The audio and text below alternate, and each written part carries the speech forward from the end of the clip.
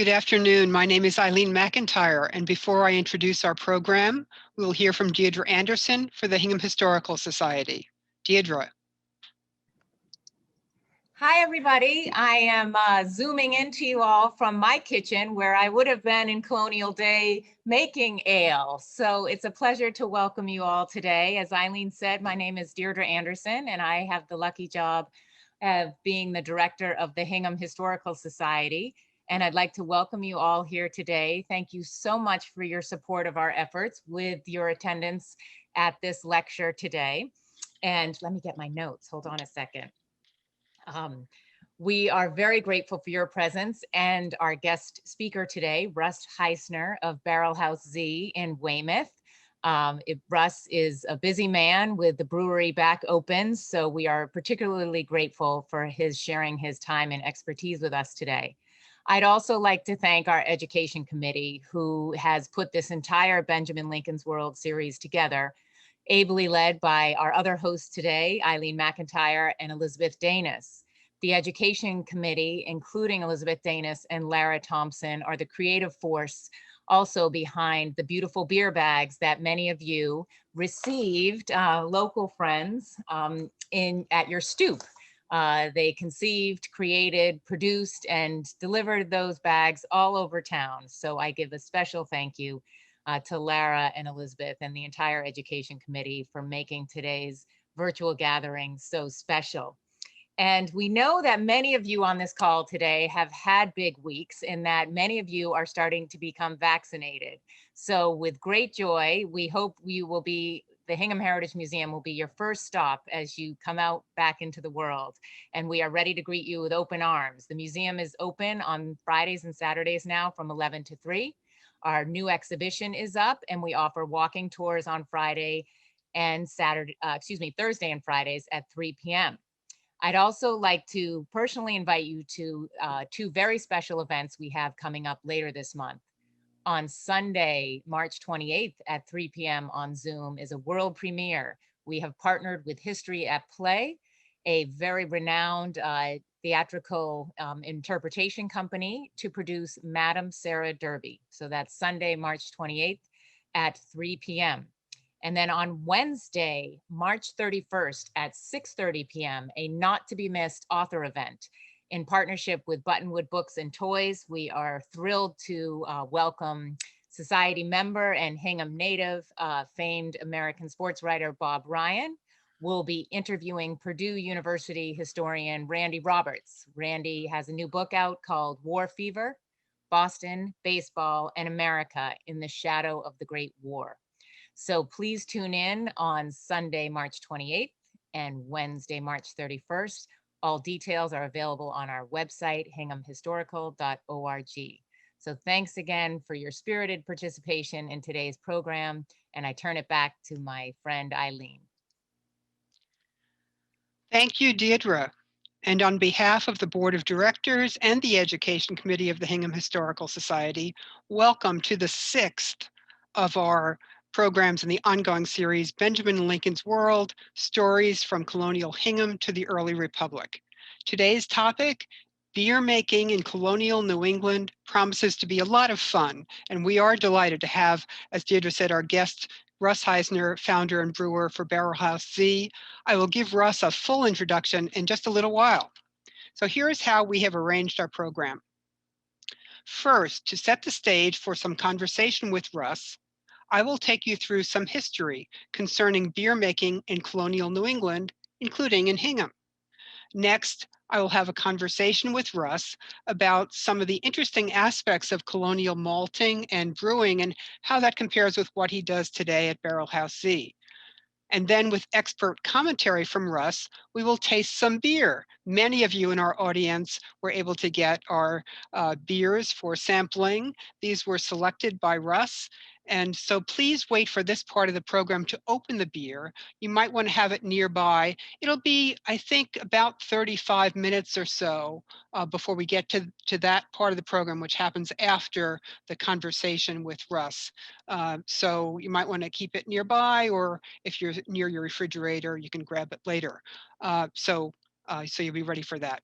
So whether you're tasting today or not, though, we will all learn from Russ as he describes the differences between these two beers and how they think about their portfolio of offerings at Barrel House Z. Now, following the tasting, I will then moderate an audience Q&A with Russ. So please use the Q&A feature, which you'll find at the bottom edge of your Zoom screen, and type in a question at any time during the program, and I'll be able to see them and go through them at the end of the program. Usually we spend about a half an hour on that audience Q&A and have been able in the past to answer all of the questions that came in. So please, we encourage you to put your questions in that Q&A box. Our program, including the audience Q&A, should run about 90 minutes. So let's get started. Well, beer has a very long history. Here you see dates for the beginning of beer making in England going back to the 14th century. And with the founding of the East India Company at the start of the 17th century, beer and beer making began to travel throughout what was then the British Empire.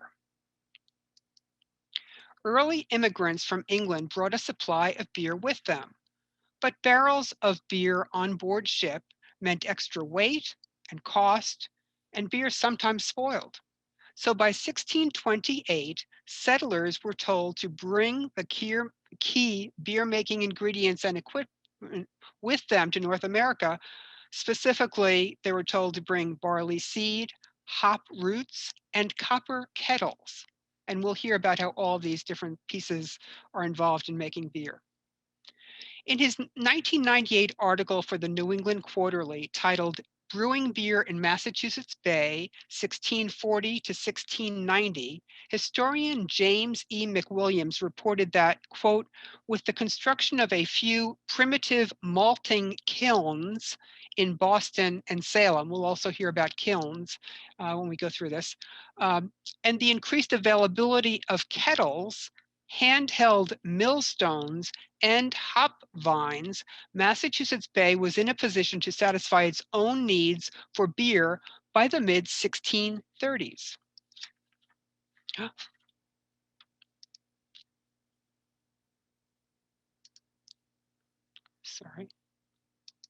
Sorry, I hit the wrong button. So barley was one of the grains introduced with seeds transported from England. And while barley was also used in baking, the greatest portion of the barley crop in colonial New England was reserved for malt making.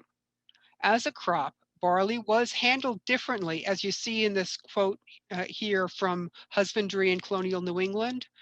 It required more gentle harvesting compared with grains like wheat and rye. So it was a very special grain, mostly reserved for malting. After harvesting, the barley would be cleaned to remove debris like small stones. And depending on when in the growing season it was harvested, the grain might be stored in a barn or at a granary before moving on to the malt house. Malting, which is the first step in the beer making process, was done between October and May. The summer months were avoided, and you will soon understand why. The malting process develops the enzymes that will help convert starch to sugar during brewing. And experienced maltsters who adjust the times, temperatures, and moisture levels can help give grain distinctive colors and flavors. In the first century after Hingham was settled by English immigrants, there was very little money in circulation, and barter was the typical means of payment. On this slide, you will see how you could pay your taxes, very timely topic, in the Massachusetts colony in malt or barley, which each had a value of 2 shillings and 6 pence per barrel. Now I'm going to take you through this slide. Here are the steps that a colonial maltster would take to produce their malt product. Again, this is the first stage of brewing, the first stage of beer making, before we get to the brewing. First, the cleaning. So when the barley or other grain arrived at the malt house, some additional cleaning of the grain would likely be done. Next step was the steeping. The barley is steeped or soaked in water, generally for 2 or 3 days, and that starts germination. Soft water, that is water from a surface stream or river, was used. And in the late 17th through the most of the 19th century, the steeping cisterns used were rectangular troughs made of either stone or brick, and sometimes made watertight by using lead. Next stage for germination is the floor malting. The wet grain is shoveled out onto what was called the growing floor, where it was spread out by hand 4 to 8 inches deep. The floors were made of quarry tiles or slate, not wood, and the grain would be aerated with rakes and later turned with shovels. And you see examples of the kinds of equipment that would be used for this during the 3 weeks or so on the floor. During this time, the grain germinates, producing little rootlets known as chit. And I think you can see just a little bit of rootlets in this image here on the lower right-hand of the screen. Final stage is kiln curing. And this is the process when the germinated or green malt is transferred to the drying floor of a kiln. The source of heat for the kiln, a furnace or a fire bucket, was below the drying floor. This curing process stops the breakdown of the starch, reduces moisture content, and gives color and flavor to the malt. And depending on the type of kiln used, this drying might take 20 hours or 3 to 4 days. To fuel the kiln, wood or straw was likely used in the 16th to 18th century, and later coal was used, and then coke, a product of coal. Obviously, there was a lot of heat involved in this process, which is why malting was done in the cooler months of the year. Well, malt making was a family tradition and commercial enterprise in the family of Major General Benjamin Lincoln, beginning with Thomas Lincoln, who left England to come to Hingham, Massachusetts in about 1636. While he's often referred to as Thomas Lincoln the Cooper or bucket maker, Thomas also quickly established a malt house. The Lincoln family malt house would later get passed down in the family through Thomas's son Benjamin, the first of several Benjamins, and 2 more generations before being deeded to the future Major General, the 4th Benjamin, in 1764. Now, interestingly, you see that I've used these titles, Cooper and Malster, Farmer and Malster, and Malster. That's the language that's used in the genealogy volume of the 1893 History of Hingham when referring to these individuals. And they are the only people, if you look at the index, they're the only maltsters that are referenced in that genealogy book. In this portion of the 1779 Hingham real estate tax valuation document, the malt house is listed among the properties owned by Benjamin Lincoln. Now, I think it would be very difficult for you to read this, but the malt house is the second item listed right after the main residence here. I have not consulted a historian with tax accounting skills, so it is not clear to me if the amounts listed here, which are 400 for Benjamin Lincoln's house and 30 for the malt house, which I'm guessing are in British pounds, whether they are the total valuations for each structure or the real estate taxes due. In any event, the total for all Lincoln properties listed, including barns and real estate such as pastures, salt marshes, and a woodlot, is 3,192. Now, the tax assessors who signed the document, interestingly, were Caleb Bates, Isaac Wilder, and Joshua Levitt, all familiar names to those who follow Hingham history. In a sign of the importance that Benjamin Lincoln placed on his malting business and his perhaps self-interested bias towards the consumption of beer versus hard liquor, Lincoln wrote an impassioned plea in 1786 to then Governor James Bowdoin, lobbying for restrictions to be placed on distilled spirits. He argued that, quote, the excessive use of distilled spirits serves to impoverish the people and ruin their morals, end quote. Perhaps Lincoln was among those in favor of the federal excise tax that would be imposed on distilled spirits 5 years later to help pay for the Revolutionary War debt. The Lincolns were not the only prominent and politically connected family in Massachusetts engaged in the malting business in the colony and early republic. Several relatives of John Adams were also maltsters, among them John's ancestors Henry Adams and Deacon Peter Adams, both of Braintree, and Samuel Adams of Boston, whose name today is associated with a popular Boston brand of beer. In a tightly settled New England town like Hingham, a local maltster, like the Lincoln family, might supply the entire town.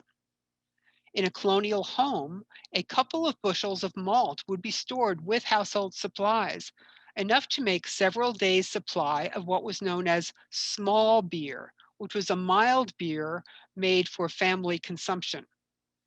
Brewing generally was done in kitchens, not separate brew houses, and available kitchen tools such as mortars and pestles were used to grind the malt. Now, this is one of the mortars and pestles that is in the Hingham Historical Society collection and is housed at the Old Ordinary House Museum. It's a larger one, several inches high, almost a foot high. So it may indeed have been used as part of the malt making process. In southern colonies where plantations were spread apart, malting as well as brewing were likely to be conducted on site at the plantation. And here you see a diary excerpt from Thomas Jefferson's farm book, noting that on that September day in 1814, the malting of wheat had begun at Monticello. Jefferson notes that a bushel of malt was needed to make 8 to 10 gallons of strong beer, which he can then store. In addition to strong beer, Thomas Jefferson's wife, Martha Wales Skelton Jefferson, reportedly brewed 15 gallons or so of low alcohol or small beer every 2 weeks. Well, now let's take a look at the brewing process in colonial times. First, the malted grain needed to be cracked, and this would be done by hand in colonial kitchens. Then that cracked grain or grist is mashed in water. The liquid that results, called wort, is separated, and the residue of the cracked grain solids would generally be saved to feed the family's livestock. Hops are then combined with the wort in a kettle and boiled. The hops are then removed, and the final important step is adding yeast for the fermentation process. Well, the kettles used in the brewing process were valued family assets, and I show an example here from the 19th century. I wasn't able to find one earlier, but they were very valued, as I'll relate with a couple of examples. When John Otis, one of the Hingham settlers and the namesake of Otis Hill, died, his will of May 30th, 1657, directed that his daughter Hannah, the wife of Thomas Gill of Hingham, and already at age 39, the mother of 9 of an eventual 11 children, would be given, quote, his biggest brass kettle.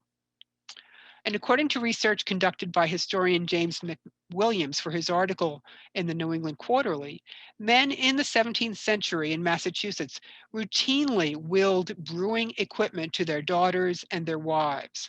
Probate records that McWilliams studied for Essex County on the North Shore show that Thomas Wells, for example, left his wife malt and brewing utensils, granting her, quote, liberty to bake, brew, and wash in the kitchen. Edward Hall bequeathed to his daughter, quote, a copper kettle at age.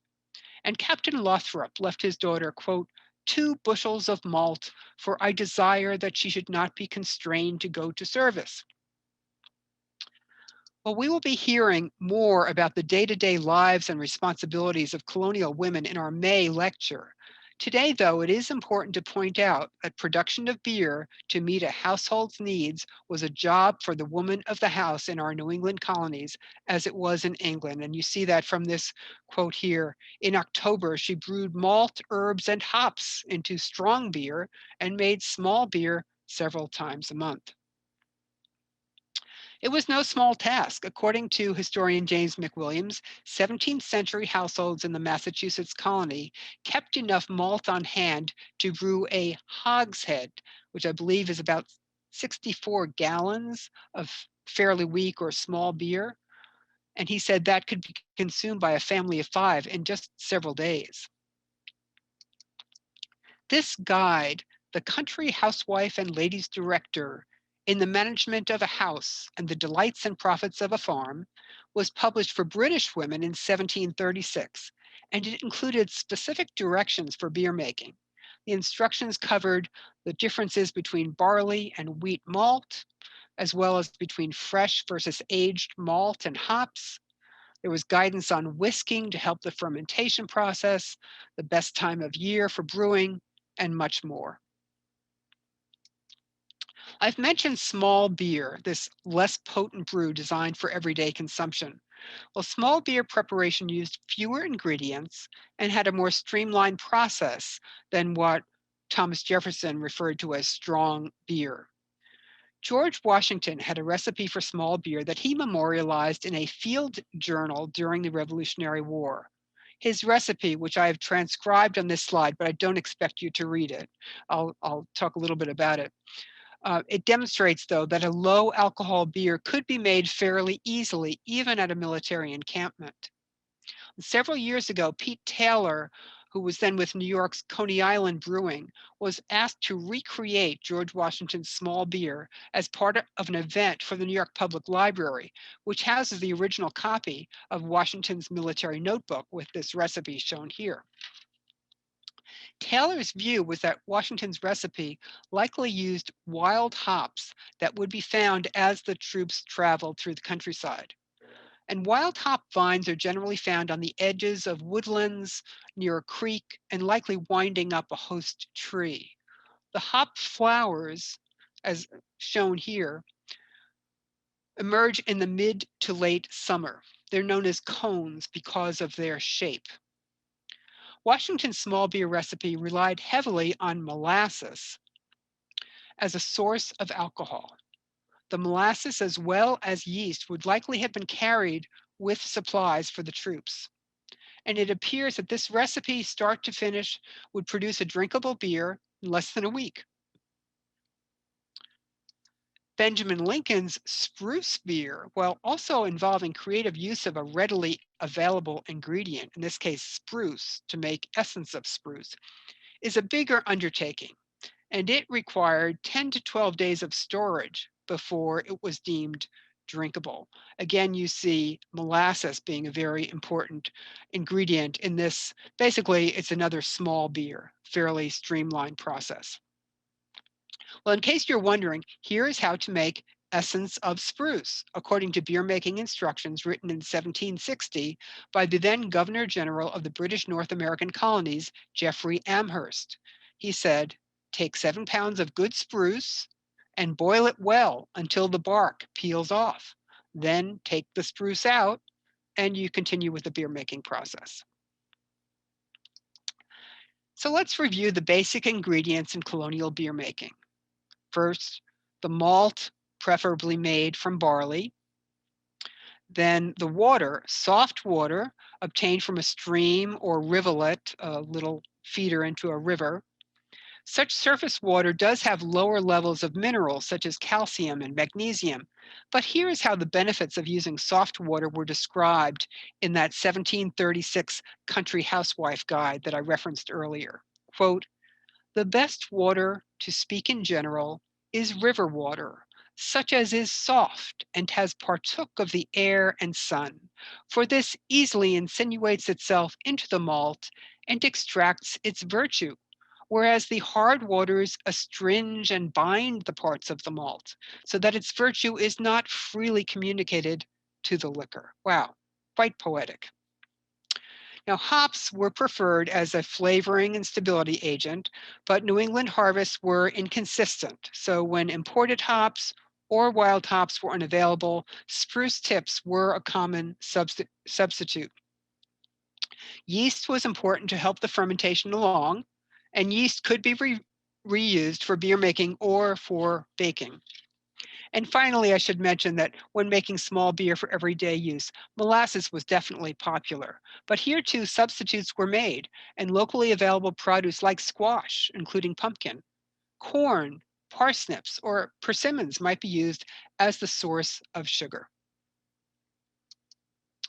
In its collection, the Massachusetts Historical Society has these two beer recipes from an anonymous recipe book circa 1800. The recipes are for home-brewed small beer, both featuring molasses, as I've highlighted here.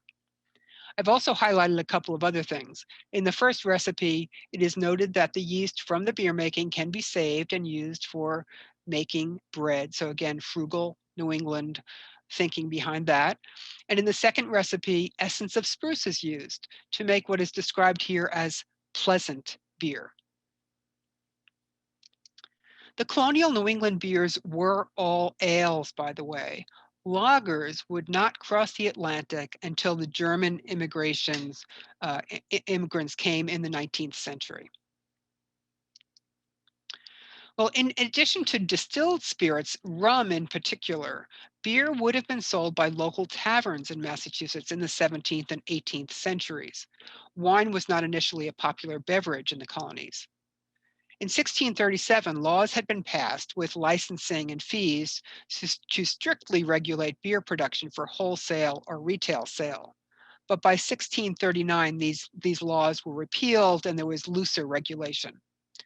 By the year 1763, Hingham had about 15 inns or taverns licensed to serve alcohol. In that year, a warrant at Hingham town meeting, reflecting the concern of some town leaders at an increase in, quote, drunkenness and moral decay in Hingham, sought to reduce the number of such licensed houses to 6. That article was soundly defeated. But more than 50 years later, in 1820, the town would take a different approach.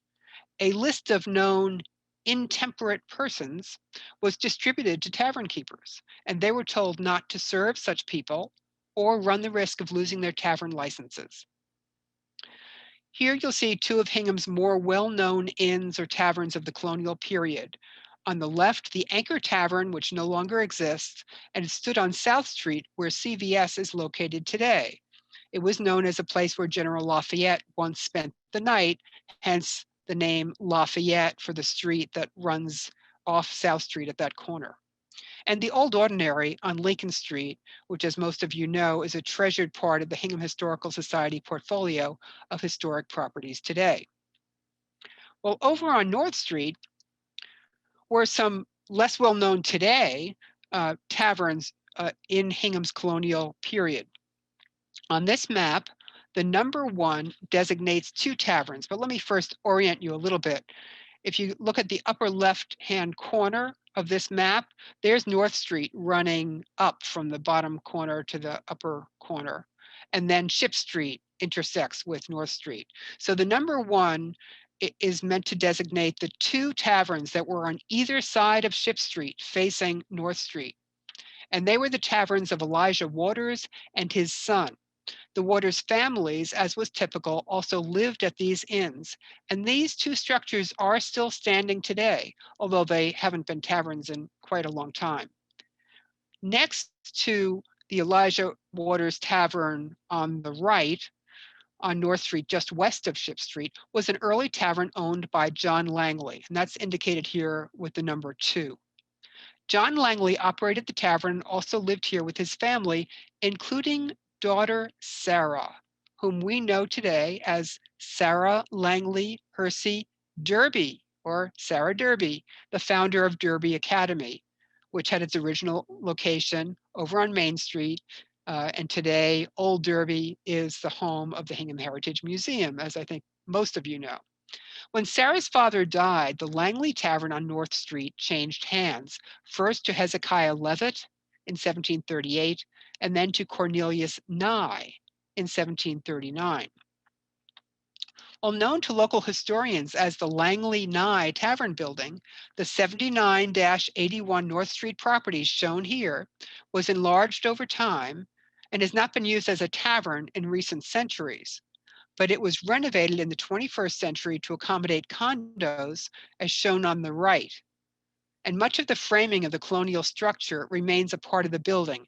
And I understand that at night, if you were able to look in from the right side of this picture, at the side window here, you would see the original fireplace. So still standing. And imagine what North Street must have been like. It was apparently bustling with taverns. And it's wonderful that some of these structures still exist. And now let me introduce our guest, Russ Heissner, founder and brewer of Barrel House Z. And Russ will be appearing on screen as I introduce him. Russ, who is originally from San Jose, California, got his Bachelor of Science degree in fermentation science from UC Davis. And you will hear in what Russ describes that he is very much the scientist as he approaches beer. It's important to think of beer as a scientific process. Russ started his career at Mass Bay Brewing, where as their first head brewer, he formulated the recipe for Harpoon Ale in 1986. Russ then got his MBA from Boston University. And in the 1990s, Russ joined JV Northwest, a leading manufacturer of craft brewing systems. The next stop was 15 years in the industrial biotechnology industry, where Russ focused on the development of cellulosic fuel ethanol technology with BP Biofuels. But Russ never lost his love for making beer. So when BP Biofuels was sold in 2015, Russ decided to start his own brewery. Barrel House C opened as a tap room and small batch brewery in Weymouth in 2016. And today, Barrel House C is known for offering a rotating selection of its innovative beers, about 170 different beers created at last count. Russ, along with his wife, Mary Mooney Heissner, who joined Barrel House Z as it began to run marketing communications, live on Union Street in Hingham, where they've raised their family. Welcome, Russ. I thank you very much for having me. We're delighted. Thank you so much for joining us today to talk about the history and craft of beer making. I know as a 21st century small batch brewer, you'll have lots of interesting perspective to share. So let's begin. I mentioned that you are a scientist, and I'm just wondering, how has scientific knowledge changed the way that beer is made today compared to the way it was made in the 17th and 18th centuries? You know, there's been a lot of understanding of the basic technology and biology behind making beer. You know, most of the advances have come in the late 19th and 20th centuries. And certainly even today, there's continuing to be advances in what compounds create certain flavors and why yeast do certain things, et cetera. So, you know, but the basics of making beer, not just go back to colonial days, they go back to really the dawn of civilization. And it's fascinating to me to think that the basic practices involved in making a potable beverage that people enjoy are very similar to what we do today. It's just, you know, we tend to have a more basic technology, fundamental understanding of what's going on. So as we've seen for colonial maltsters and beer makers, limited access to desired ingredients required some creative solutions. So I'm wondering how creativity might be involved in making beer today. You know, I'm actually inspired by everything they used to do, and even a lot of modern craft brewers today are using all sorts of ingredients that I think our colonial brewers would have found in their recipes as well. I mean, we in fact have used spruce tips that we have clipped off from our beer garden out in front of the brewery from time to time, as an example. Oh. Yeah. How about molasses or pumpkin? We've used molasses, we've used pumpkin, anything that has it's either directly a direct sugar, such as molasses, or a starch base would be suitable as an ingredient for mashing and then creating a sugar that would eventually turn into a beer. Wow. Yeah. Yeah. So do you use only one type of malt, and is it made from barley? Most of our base malt, so our base recipes are all malt, and we use what we call a lot of two-row malt. And two-row malt has a lot of starch. It has a lot of enzymes in it, and the enzymes are what are responsible for taking the starch, converting into sugar during mashing. And that usually comprises about 65% of the total amount of sugar or starch that we put into the kettle, and the rest are variations of malts. They're either lightly toasted or dark roasted or caramel roasted. And those are the things that give flavor and color to the beer. And then we often use things as wheat. Sometimes they're unmalted. We've used pumpkin. We have a beer coming up where we're literally going to use fluff in the mash. Those usually comprise about 10% of the total mash bill. Interesting. So we heard about soft water from a stream or river that was used for beer making in colonial times. So I'm just wondering about the source or the chemistry of the water that you use in making beer. So we're fortunate enough to be able to utilize Weymouth municipal water supply, and Weymouth is surface water. It is very, very soft. And in addition to that, just because, often during the course of the year to maintain the water supply quality, they'll add some things to the municipal water that I don't necessarily want. So I use activated charcoal to remove any other impurities before it hits the brewing process. Okay. Yeah. So any differences in the type of yeast that you would be using today versus what was used in colonial time? Do you know? Yeah. Yeast, like you said, were double duty often. They were used to make bread as well as to make beer. They were often handed down and just recultured, much like we would do to make sourdough, for example. You always keep it alive, and you just keep reusing it. Today, cultured yeast and strains of yeast have been cataloged, often genetically fingerprinted, and then produced in bulk quantities for specific uses. So when we make Belgian styles of beer, say like a Saison, we'll use a Belgian strain that produces certain esters that that would definitely be the style of a Belgian beer, for instance. Or if we're making a Pilsner beer, we're definitely using a strain that had been used over in Bavaria for quite some time as well. So what about the benefits of the types of equipment that you use in the brewery today compared with the fairly basic, sometimes just kitchen equipment that was used in colonial days? I see a lot of equipment behind you there. I don't think they had big shiny tanks back then. So brewers are very finicky about keeping things clean and sanitary, and that's the biggest part of the job. Brewing is making the sugar and then adding the yeast, but if you're not careful, things can get in and ruin the beer. And so the type of tanks that we use today are easily cleanable, and they're easily sanitized and kept in food grade condition, because that's really what we're doing here. We're making a type of food. Yeah. Yeah. So how about hops? I understand hops are the hot thing these days in beer making.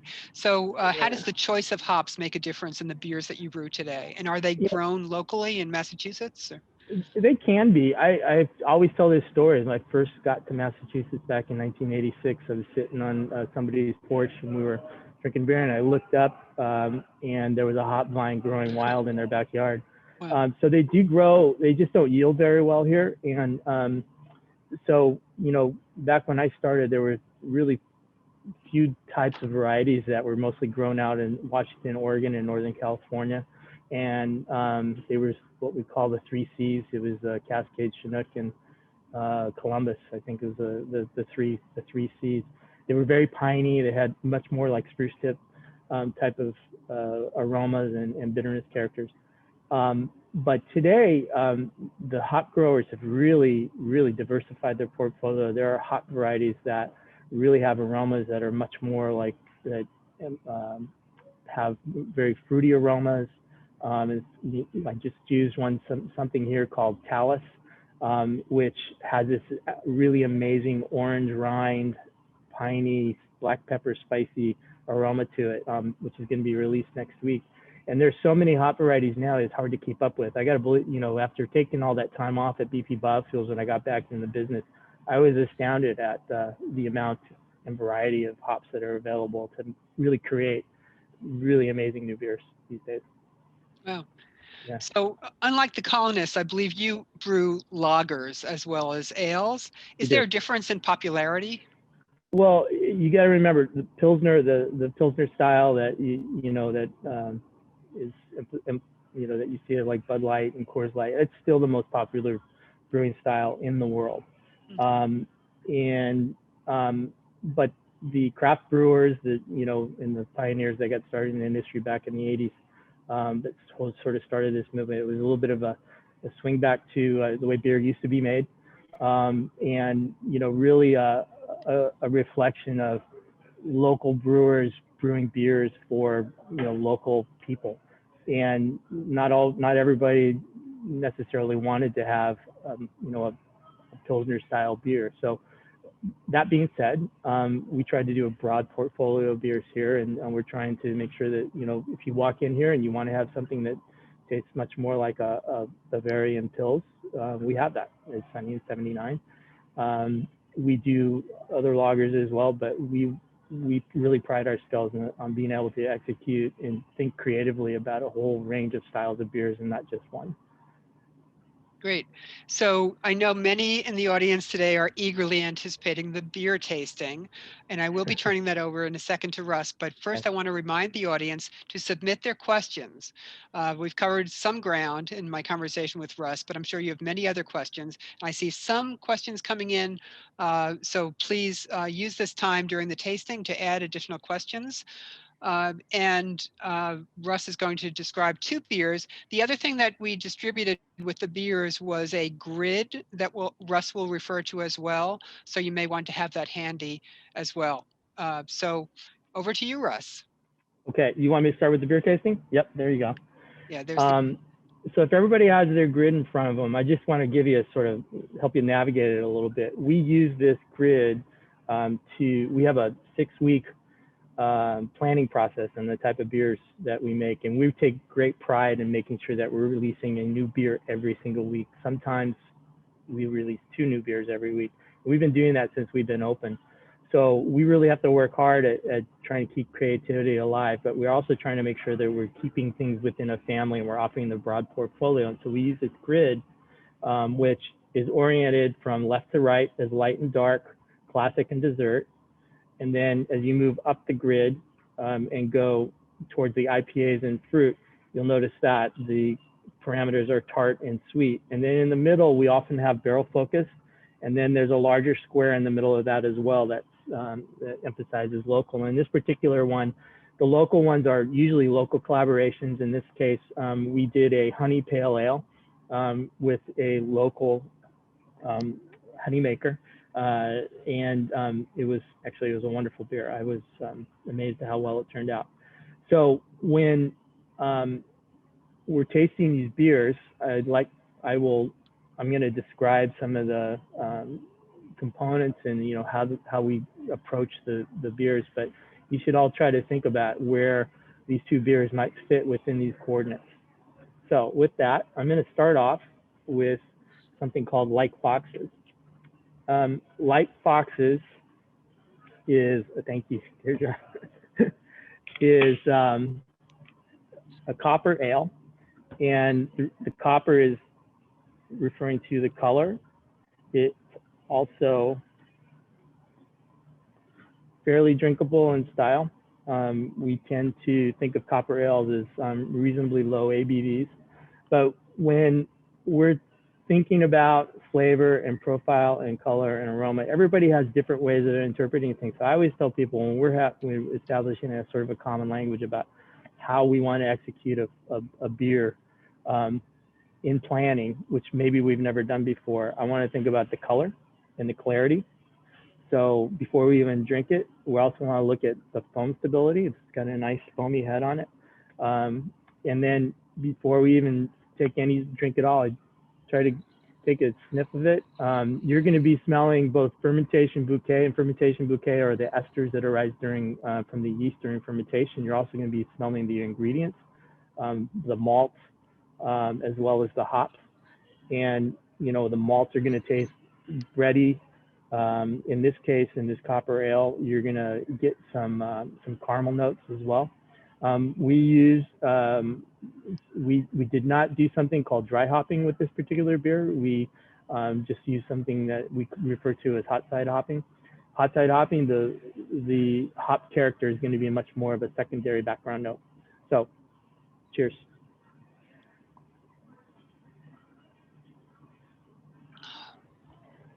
Nice beer. It's one of my favorites. This has been, since we released it through our experimental pilot pour program, it quickly became a fan favorite, and we've scaled it up, and it's available here through the brewery as well as through local package stores. Okay. So our next beer was one of our original lineups, and it is a beer called Adeline Stout. And a stout, if folks remember, is usually a very dark beer. Again, very malt based. There are different variations on the theme. I think folks with St. Patrick's Day coming up are all, thinking about Guinness and their St. Patrick's Day meals. But this is what we refer to as an imperial stout. And so if you're thinking about this, the grid makeup, this is definitely a beer that you want to look for in terms of color on the darker side of the quadrant. It's also an imperial. It's got a lot of residual malt character to it. So this is much more of a sweeter style stout instead of a drier style stout. It's going to have a very big mouthfeel. It's also 8.5%. I have squinting because I don't have my glasses on. 8.5% ABV. So usually one of these is sufficient to get you through dessert and maybe taking a big nap afterwards. So cheers.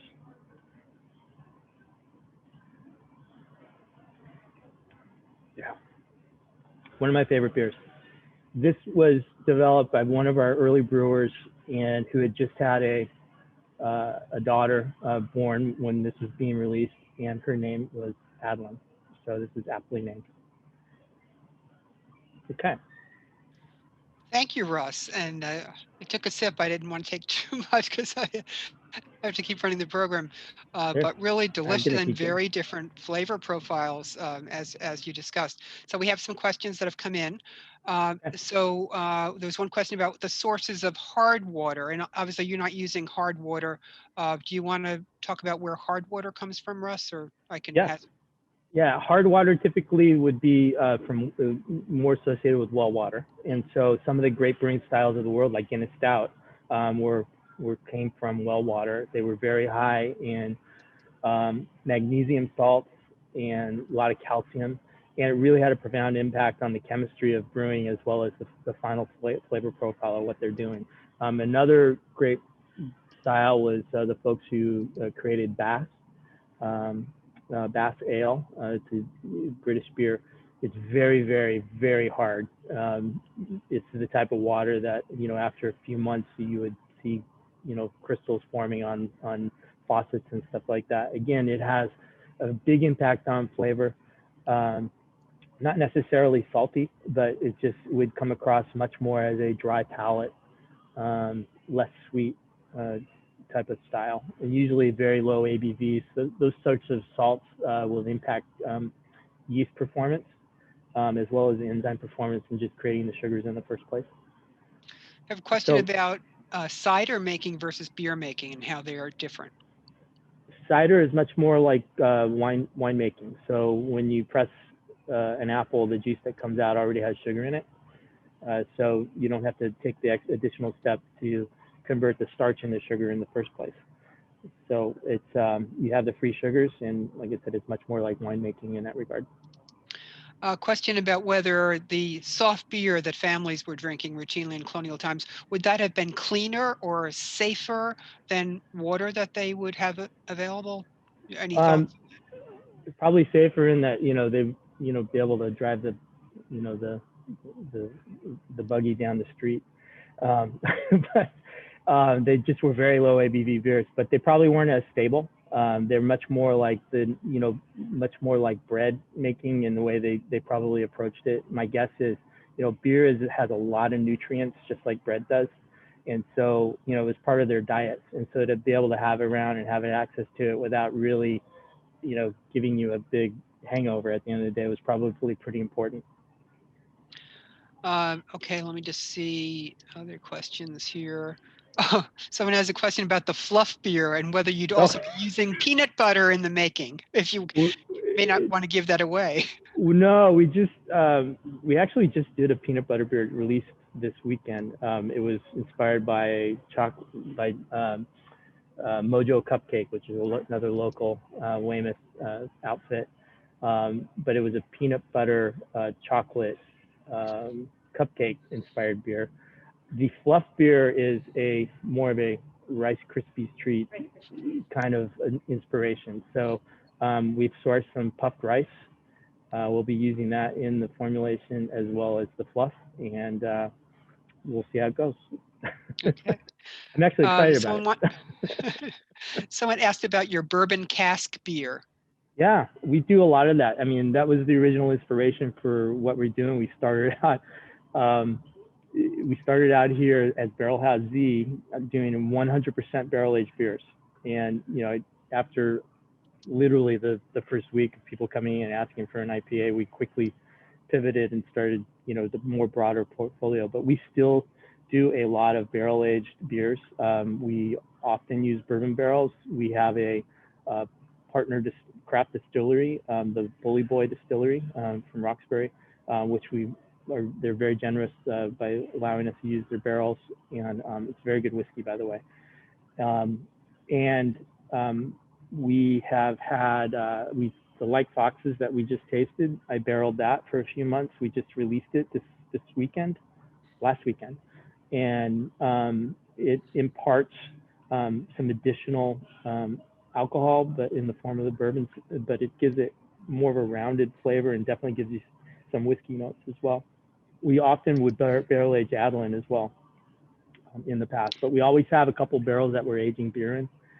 Sometimes they're whiskey, sometimes, believe it or not, they're tequila barrels. Sometimes they're rum barrels, sometimes they're wine barrels. I've done some saisons and red wine barrels that have just been tremendous beers.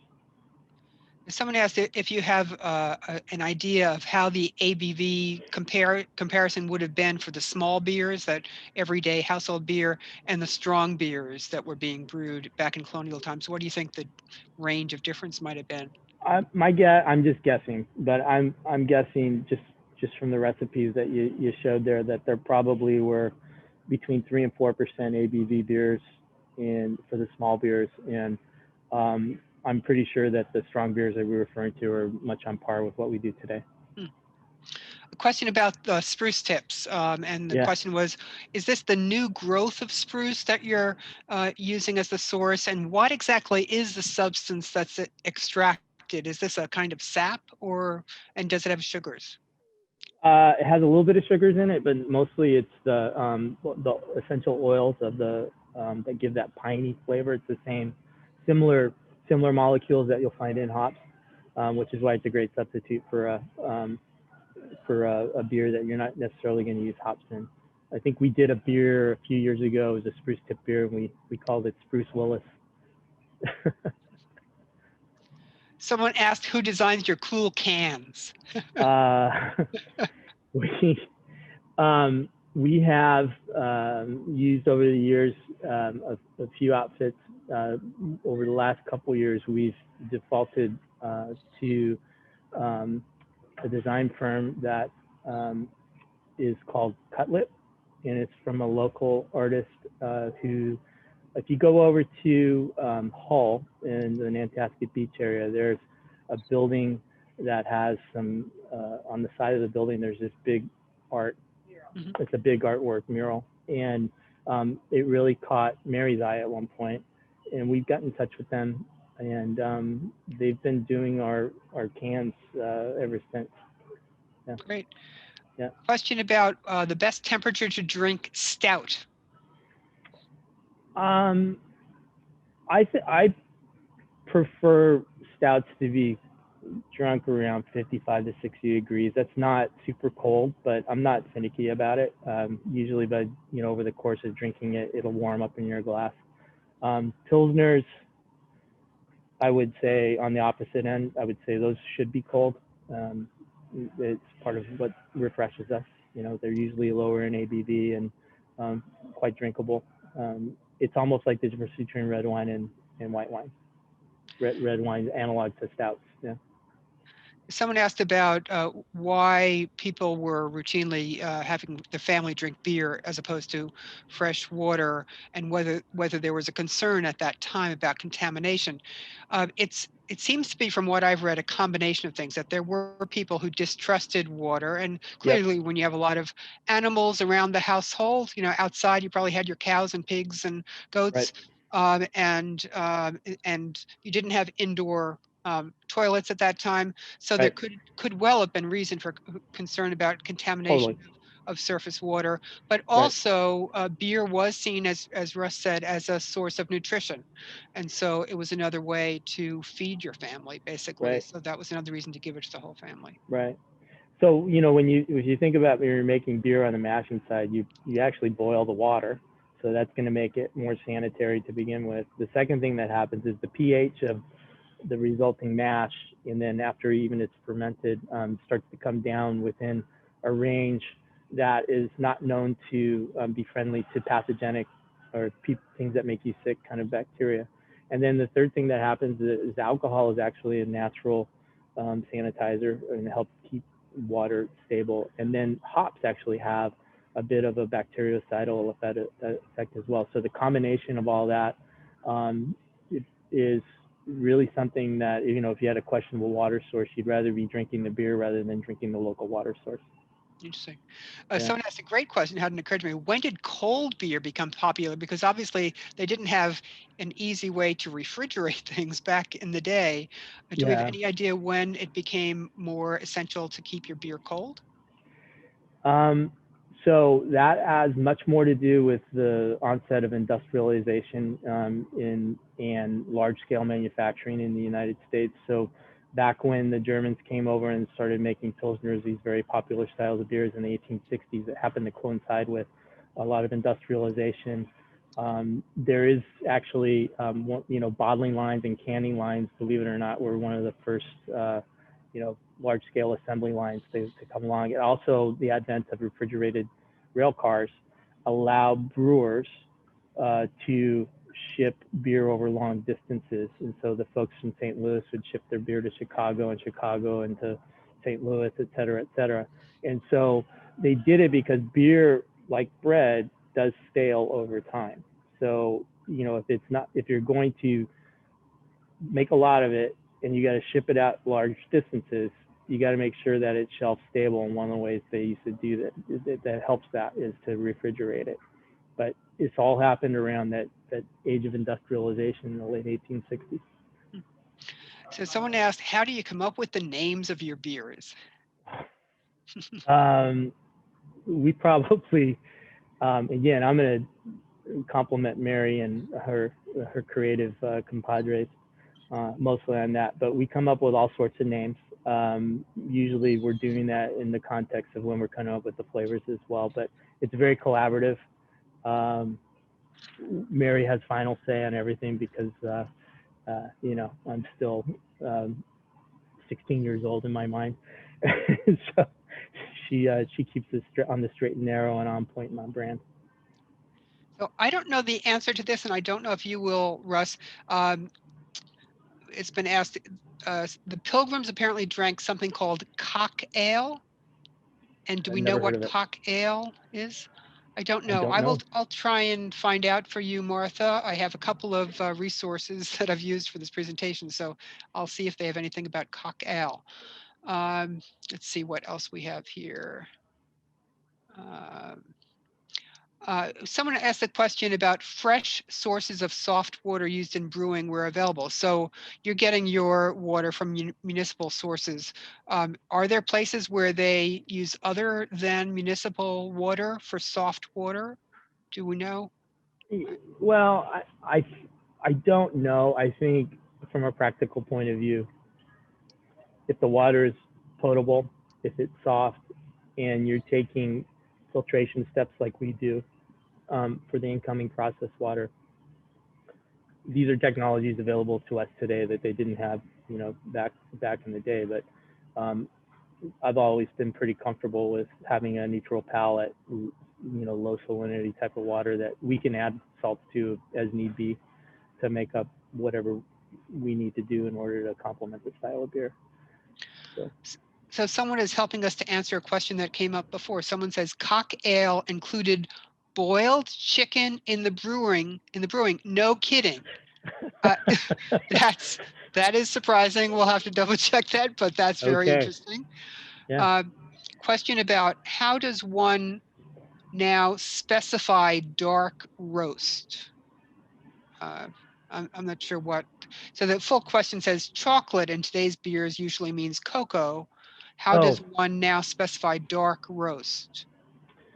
so maltsters over the years have come up with many techniques to doing varying degrees of roastiness, and so lighter roasts usually are along much more of a caramel flavor, and then there are progressive darker roasts that eventually get you to sort of a roasted barley, which is the darkest that you can. It's very burnt flavor, but some of the what they call pale chocolate roasts actually emulate chocolate and coffee notes quite well. I use that a lot in what we do. I tend to be much more on the softer side of the roastiness when I select my malts. So this question has to do with monks and hops. So the question says, did the monks discover hops as a preservative? I think there is a story. I'm not that familiar with the history of that, but I think I do recall hearing that hops actually discovered some of the more medicinal properties of or preservative properties of hops in beer. I think it was back in France. Question, is there such a thing as gluten-free beer? There is, but malt is not gluten-free. It does have gluten in it. When you're making a gluten-free beer, you'd have to use rice or corn exclusively, or you'd have to use a glutenase, which is a type of enzyme which would break down the gluten protein. So that would be more of a gluten-reduced instead of a gluten-free beer. Unless you're using strictly rice or corn or non-malt based, no, you can't really make a gluten-free beer. So my husband brought me the Wikipedia definition of cock ale, and in fact, yes, there are chickens involved. It says apparently in 17th and 18th century England, there was an ale whose recipe consisted of normal ale brewed inside a container to which was later added a bag stuffed with a parboiled, skinned, and gutted cock and various fruits and spices. So I guess that's true. At least as far as Wikipedia can be trusted, which I tend to trust Wikipedia. Yeah, interesting. Let's see if there's anything else.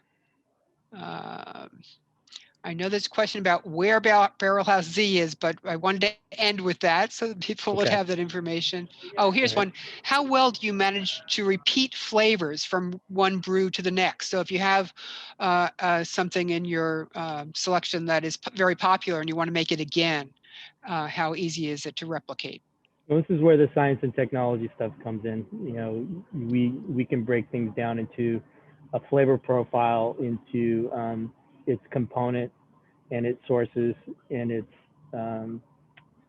in the amounts pretty precisely, and so it's actually fairly repeatable these days with the type of equipment and lab equipment that we have available to us.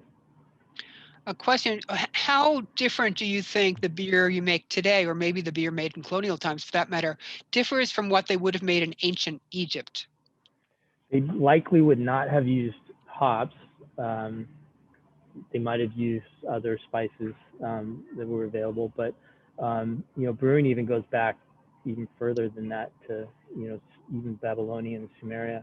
I think one of the first earliest Sumerian recipes on a clay tablet describes how beer was made and how it was taxed, believe it or not. So in addition to wanting to know where Barrel House Z was located, there are questions about what you offer at Barrel House Z. Is food available? And so why don't you describe what you have in Weymouth and where you are? Okay, we're at 95 Woodrock Road in Weymouth. If anybody wants to go to our website, it's www.barrelhousez.net. And we have a rotating lineup of beers. We have 12 draft lines. We're often, like I said, releasing a new beer every single week. We do offer a limited food menu. They're much more like bar, I would say bar food rather than a meal food.